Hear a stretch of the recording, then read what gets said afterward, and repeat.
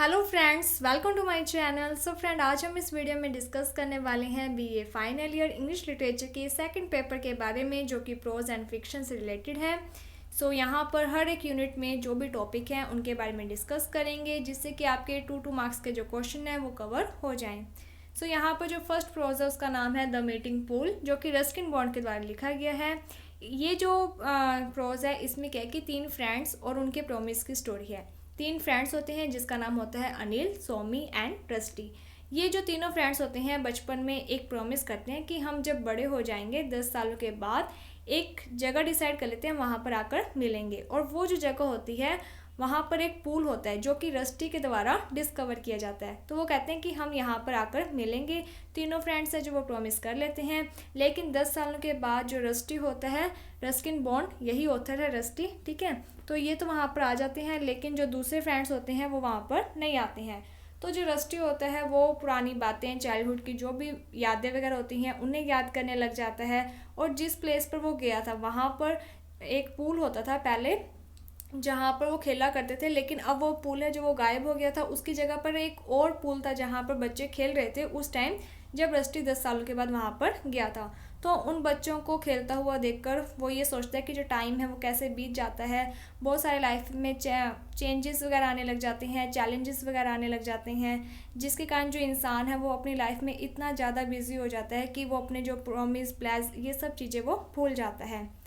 इन सब के बारे में है, ठीक है। अगला जो है द मार्च ऑफ माइंड, जो डॉक्टर राधाकृष्ण सर्वपल्ली डॉक्टर राधाकृष्णन के द्वारा लिखा गया है। इसमें इन्होंने क्या है कि एजुकेशन सिस्टम के ऊपर मेन बात की है। इन्होंने कहा है कि इंडिया यानी कि जब वो स्वतंत्र हो चुका है तब भी क्या है कि उसे बहुत सारी जो चैलेंजेस वगैरह हैं, चाहे वो पॉलिटिकल है, सोशल है, इकोनॉमिक, बहुत सारे चैलेंजेस वगैरह फेस करने पड़ रहे हैं। तो इन्होंने मेन एजुकेशन के ऊपर कहा, इन्होंने कहा है कि जो युवा अवस्था है, यूथ जो है, उन्हें अच्छी एजुकेशन दी जानी चाहिए जिससे कि वो अपने देश का विकास कर सकें। उन सब के बारे में कि उनकी एजुकेशन है जो उसमें सुधार किया जाना चाहिए, वो सेल्फ डिपेंड हो सकें। नैतिक शिक्षा दी जानी चाहिए, राष्ट्र के प्रति, नेशन के प्रति उनके मन में अच्छी फीलिंग होनी चाहिए, वो देश की सेवा करें, देश के लिए मर मिट जाने वाला काम करें, ठीक है। तो वो कहते हैं कि पहले के टाइमिंग में लोगों के मन में देश के प्रति बहुत ज़्यादा प्यार होता था, लेकिन आजकल ऐसा कुछ भी नहीं है, बहुत कम है। तो हमें हमारी शिक्षा में भी कुछ ऐसा करना चाहिए जिससे कि बच्चों में देश के प्रति एक यानी कि अट्रैक्शन बनी रहे, ठीक है। देश के साथ वो जुड़े रहें, देश के प्रति उनकी रिस्पेक्ट होनी चाहिए, वो देश के डेवलपमेंट के लिए अच्छे से अच्छे काम करें, वो सब बातें हैं।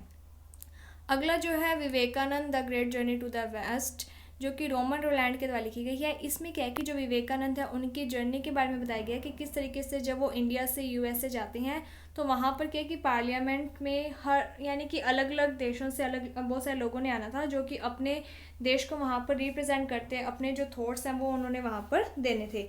तो जो इंडिया है वहाँ से क्या है कि जो विवेकानंद है वो वहाँ पर जाते हैं, लेकिन क्या होता है कि रास्ते में उनकी, जब वो जाते हैं तो उनके जो पैसे वगैरह होते हैं वो भी ख़त्म हो जाते हैं, और वहाँ का जो इन्वायरमेंट होता है और वहाँ के जो भी क्लाइमेट वगैरह होती है उसके बारे में विवेकानंद जी हैं जो उन्हें प्रॉपर वे में नहीं भी पता था, जिसके कारण उन्हें बहुत सारी वहाँ पर प्रॉब्लम्स वगैरह आई थी। उन सब के बारे में बताया कि किस तरीके से उन्हें प्रॉब्लम आई थी, उन्होंने हर एक प्रॉब्लम है जो उसे अच्छे तरीके से फेस किया था। यहाँ तक कि उनकी एक यानी कि जब वो जा रहे थे तो उनके जब पैसे ख़त्म हो जाते हैं तब वो वापस, यानी कि एक महाराजा है जो उन्हें डाक के द्वारा ये बात बताते हैं कि जो मेरे पैसे हैं वो ख़त्म हो चुके होते हैं, लेकिन उनकी कोई भी हेल्प जब नहीं की जाती है तब भी क्या है कि विवेकानंद जी हैं जो वो हार नहीं मानते हैं, वो वहीं पर रहते हैं। फिर वहाँ पर उनकी एक लेडी हेल्प करती है, उन्हें टिकट वगैरह देती है, बाद में एड्रेस वगैरह देती है कि कहाँ पर पार्लियामेंट, यानी कि वहाँ कहाँ पर उन्हें जाना है, पार्लियामेंट होगी, उन सब के बारे में बताती है। लेकिन बाद में क्या होता है कि वो जो एड्रेस होता है वो भी विवेकानंद खो देते हैं। तो इसके बारे में बताया गया है। एंड इसके साथ ही आपको सबसे मेन चीज़ है कि अगर विवेकानंद से रिलेटेड क्वेश्चन आता है तब वहाँ पर क्या है कि जो पार्लियामेंट है वो कब ओपन हुई थी, कब उन्होंने अपने थॉट्स दिए थे, तो सितंबर 1893 में।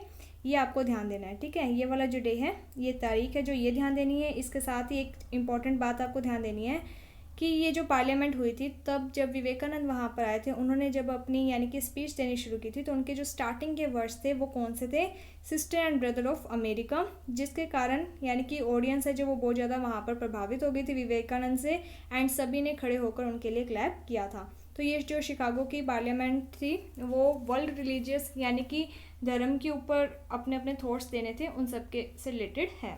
इसके बाद जो नेक्स्ट है वो आपका है बिल्डिंग एंड इंटरनेट कल्चर, जो कि फिलिप एग्री के द्वारा लिखा गया है।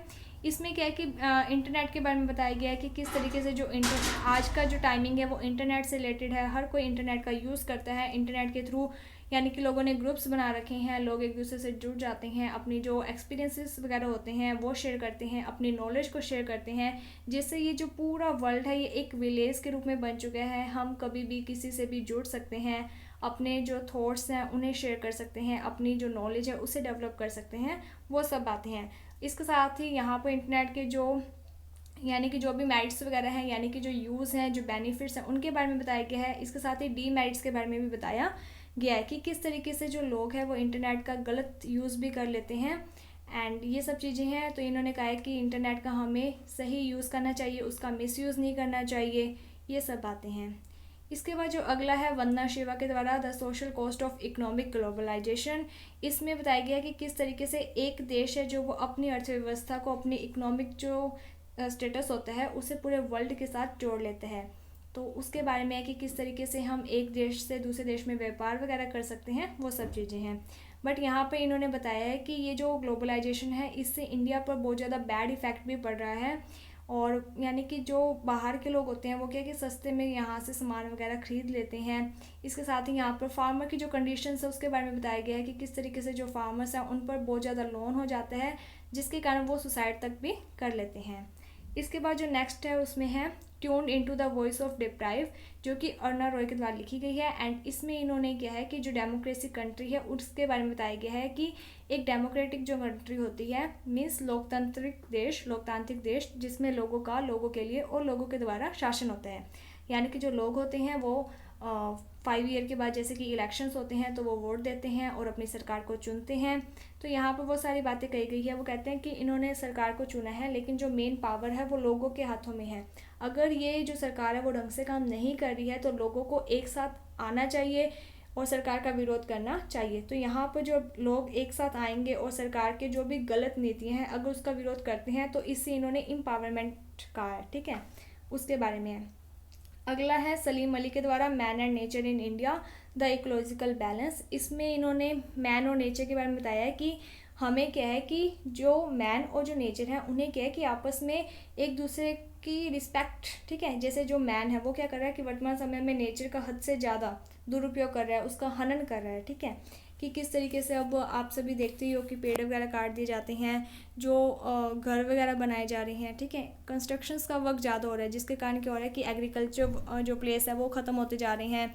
और जो जैसे फॉरेस्ट वगैरह होते हैं जहाँ पर जंगली जानवर वगैरह रहते हैं, लेकिन अब क्या कि फ़ॉरेस्ट को ख़त्म कर दिया जा रहा है, वहाँ पर बिल्डिंग्स बनाई जा रही हैं और कारखाने वगैरह बनाए जा रहे हैं, ठीक है, इंडस्ट्रीज़ वगैरह बनाई जा रही है। इन सब के बारे में बताया गया। इन्होंने कहा है कि मैन को नेचर के साथ किया है कि बैलेंस के साथ रहना चाहिए। ऐसा नहीं है कि वो अपनी जो सेल्फिशनेस है यानी कि अपने स्वार्थ के लिए नेचर के साथ जो छेड़खानी कर रहा है वो सही नहीं है। अगर मैन नेचर के साथ ज़्यादा छेड़खानी करेगा तो इससे क्या होगा कि नेचर पर गलत इफ़ेक्ट पड़ेगा, और अगर नेचर पर गलत इफ़ेक्ट पड़ता है तो इससे मैन को ही बुरा प्रभाव पड़ेगा, क्योंकि जो मैन है वो इस नेचर के साथ ही रहने वाला है। इसलिए हमेशा बैलेंस बनाकर चलना चाहिए, इसके बारे में बताया गया है। तो यहाँ पर आपको ना जैसे एनिमल्स वर्ड मिलेंगे, लिजार्ड हो गया, स्नेक हो गया, ये वर्ड आपको देखने को मिल जाएगा, नेचर वर्ड आपको देखने को मिल जाएगा, इकोलॉजिकल, इस टाइप के वर्ड्स आपको देखने को मिलेंगे।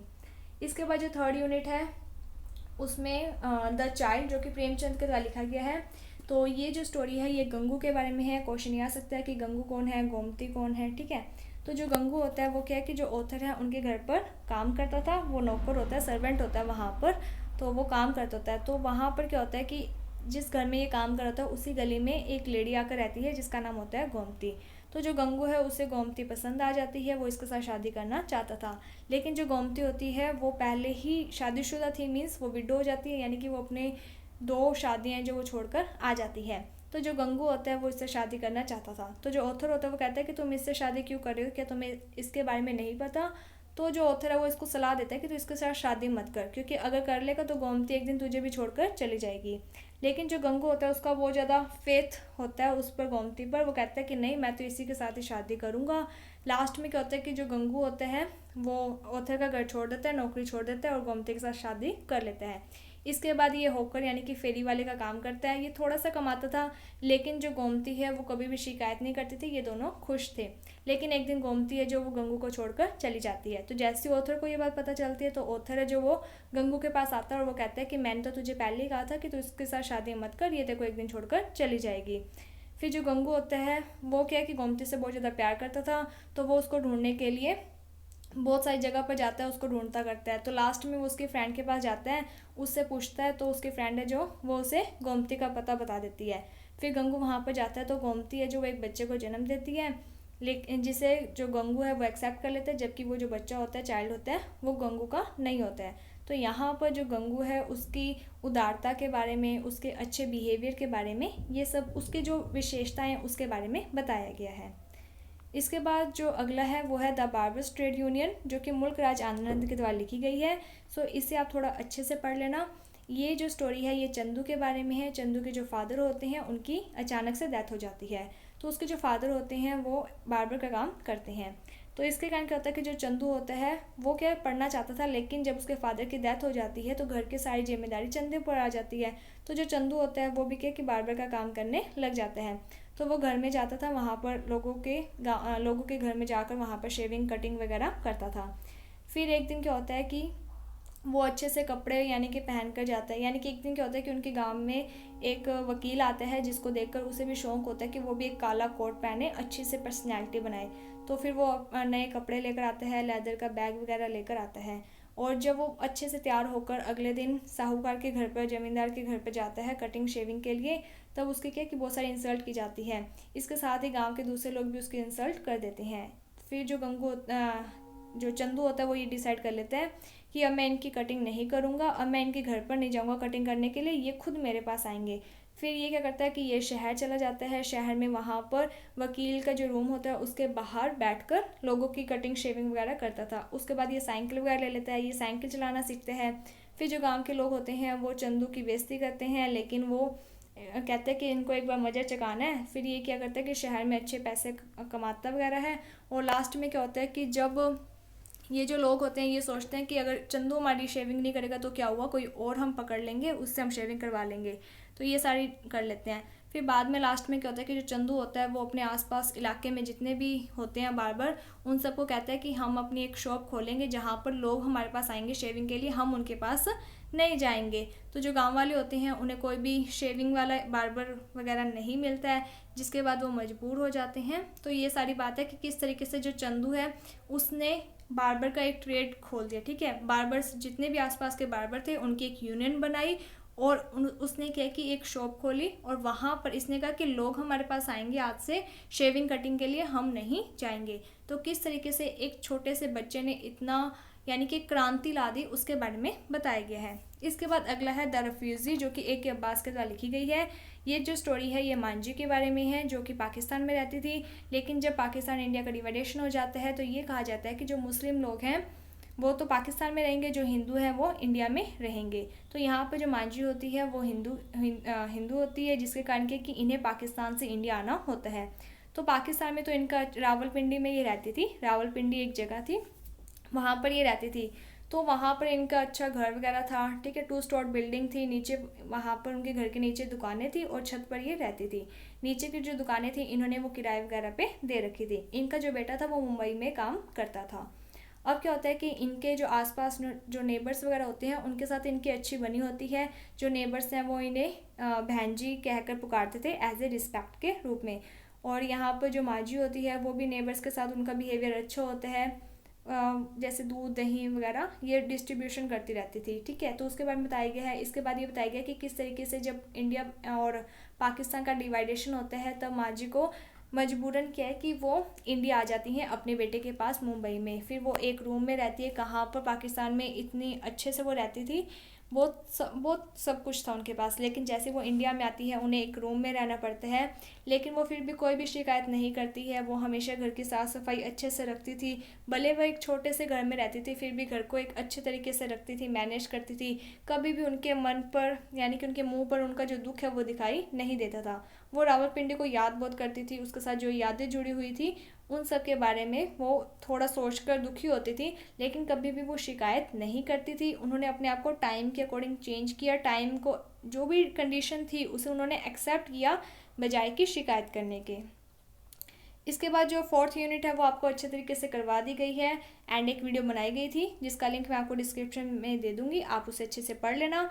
थोड़ी बहुत फिर भी अगर आप चाहो तो बता देती हूँ। The mother of A traitor, तो इसमें बताया गया है कि जो मदर है मोना मैरियाना, उसका जो बेटा होता है वो क्या है एक आतंकवादी बन जाता है और आतंकवादियों का लीडर बनकर वो पूरी सिटी को जहाँ पर वो पला था बड़ा हुआ था वहाँ पर क्या कि उस पूरी सिटी को अपने कंट्रोल में कर लेता है और फायरिंग वगैरह होती रहती है, जिसके कारण जो लोग हैं वो डर कर रहने लग जाते हैं। जब लोगों को ये बात पता चलती है कि उनकी जो एनिमी, उनके जो शत्रुओं का लीडर मारिया मैरियाना का बेटा है, मोना मैरियाना का जो बेटा है, फिर क्या होता है कि जो लोग होते हैं वो मोना मैरियाना से नफरत करने लग जाते हैं। और जो मोना मैरियाना होती है वो अपने बेटे से भी बहुत ज़्यादा प्यार करती है और अपनी कंट्री से भी बहुत ज़्यादा प्यार करती थी। तो मोना मैरियाना है वो क्या करती है कि जिस सिटी में वो रह रही थी वहाँ पर उनकी सेफ्टी के लिए कुछ सोल्जर्स वगैरह होते हैं, तो वो सोल्जर्स के पास जाती है और कहती है कि या तो तुम मुझे मार दो या फिर इस सिटी के गेट खोल दो ताकि मैं अपने बेटे के पास चली जाऊँ। फिर ये अपने बेटे के पास चली जाती है, ये सोचती है कि मैं अपने बेटे को समझाऊंगी जिससे कि मेरा जो बेटा है वो ये गलत काम करने छोड़ देगा। लेकिन जो बेटा होता है वो कहता है कि मैं तो अब इस सिटी पर अटैक कर कर ही छोड़ूंगा। मैंने तो अभी तक इसलिए इस सिटी पर अटैक नहीं किया था क्योंकि आप वहाँ पर रह रहे थे, अब आप मेरे पास आ चुके हो, अब मैं कल सुबह ही इस पर अटैक कर दूंगा। लेकिन रात को ही क्या होता है कि जो मोना मैरियाना होती है वो अपने बेटे को चाकू से मार देती है और अगली सुबह उसकी जो लाश होती है उसे क्या है कि वो सिटी में जो संतरीज वगैरह होते हैं उनके पास ले जाती है और कहती है कि एक अच्छे सिटीज़न के रूप में मैंने अपने जो बेटा है उसे मार दिया क्योंकि ये हमारी कंट्री का आतंकवादी था, शत्रु था। लेकिन मैं अपने बेटे की मतलब मैं मदर भी हूँ, तो मैंने अपने बेटे को मारा है, इसीलिए मोना मैरियाना जिस चाकू से वो अपने बेटे को मारती है उसी चाकू से वो खुद को भी मार देती है। तो यहाँ पर मोना मैरियाना का अपनी कंट्री के प्रति लव और अपने बेटे के प्रति जो लव है उसके बारे में दिखाया गया है। तो आप ये वाला जो प्रोज है ये भी अच्छे से पढ़ लेना, the mother of A traitor. इसके बाद अगला है द ड्रॉवर्स वाइफ। तो इसमें क्या है कि जो रॉबर्ट्स की वाइफ है उसके बारे में बताया गया है कि किस तरीके से वो ऑस्ट्रेलिया के जंगलों में जो बुश झाड़ी इलाका होता है, सुनसान खाली इलाका होता है, वहाँ पर रहती है। उसके जो हस्बैंड होते हैं वो तो काम के लिए चले जाते हैं और काफ़ी टाइम के बाद आते हैं, तब वही जो लेडी होती है वो अपने घर को, अपने बच्चों को संभालती है। बहुत सारी प्रॉब्लम्स वगैरह आती है जिसे वो फेस करती है। जब वो छोटी होती है तब उसके बहुत सारे ड्रीम्स वगैरह होते हैं, लेकिन जैसे ही उसकी शादी हो जाती है तो सारे जो ड्रीम्स होते हैं वो एक साइड हो जाते हैं और उसके ऊपर रिस्पॉन्सिबिलिटीज़ आ जाती हैं। वो बस उसी रिस्पॉन्सिबिलिटी को यानी कि निभाते चली जाती हैं। तो यहाँ पर बताया गया कि किस तरीके से वो यानी कि एक बच्ची बड़ी होकर एक ब्रेव हो जाती है, बहादुर बन जाती है और एक दिन वो अपने जितने भी एक्सपीरियंसेस होते हैं उन सब के बारे में याद करती है। जैसे कि स्नेक का एक्सपीरियंस होता है, डॉग के बारे में वो याद करती है, इसके साथ ही एक डैम बनाया जाता है उसके बारे में, वुड पाइल के बारे में, ये सारी यादें वो करती हैं। इसके बाद नेक्स्ट है लाला जी। लाला जी में क्या होता है कि एक पर्सन होते हैं लाला जी जो कि मर्चेंट, ग्रेन मर्चेंट यानी कि गेहूं के व्यापारी होते हैं। ये अपने बिजनेस में एक पार्टनर को रख लेते हैं।